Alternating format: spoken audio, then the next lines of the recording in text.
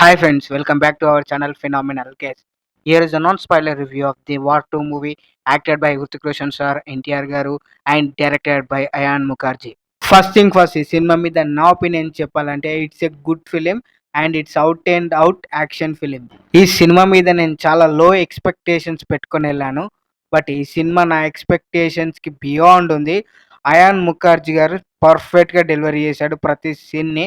ఈ సినిమాలో Hrithik Roshan sir and junior NTR గారి ఎంట్రీస్ అద్దిరిపోయినాయి. ఎస్పెషల్లీ జూనియర్ ఎన్టీఆర్ గారి ఎంట్రీ అయితే అద్దిరిపోయింది. ఫ్యాన్స్కి ఫీస్టే.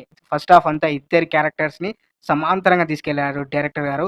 ఎవరిని ఎక్కువ ఎవరిని తక్కువ అన్నట్టు కాకుండా ఇద్దరికి సమానమైన ఎలివేషన్స్ ఇస్తూ తీసుకెళ్లాడు మూవీని.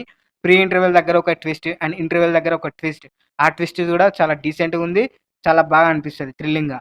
సెకండ్ హాఫ్ విషయానికొస్తే కబీర్‌కి ఒక బ్యాక్ స్టోరీ ఉంటుంది. ఆయన ఎందుకు రోగ్ ఏజెంట్‌గా మారారని. మధ్యలో ఆయనకొక లవ్ ట్రాక్ గూడా సెట్ జేశారు. బట్ ఇవన్నీ ఉండడం వల్ల ఎన్టీఆర్‌ని డౌన్ జేసిన ఫీల్ వస్తుందనమాట ఆడియన్స్‌కి. సో, మళ్ళా క్లైమాక్స్ అండ్ ప్రీ క్లైమాక్స్‌కొచ్చే వరకలా బానే ఎలివేట్ జేశారు.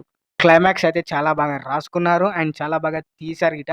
మొత్తానికైతే యష్ రాజ్ ఫిల్మ్స్ వాళ్ళు ఒక మంచి ప్రొడక్ట్‌నైతే డెలివరీ చేశారు. మిగతా స్పై యూనివర్స్ ఫిల్మ్స్‌తో పోల్చుకుంటే 'వార్ 2' చాలా బెటర్ ఉంది స్టోరీ పరంగా ఇట్లా. మిగతా 'యష్ రాజ్' అండ్ స్పై ఫిల్మ్స్‌లో ఏజెంట్ వర్సెస్ ఏజెంట్. ఒక ఏజెంట్ ఏమో పాకిస్తాన్ అయ్యనుంటాడు.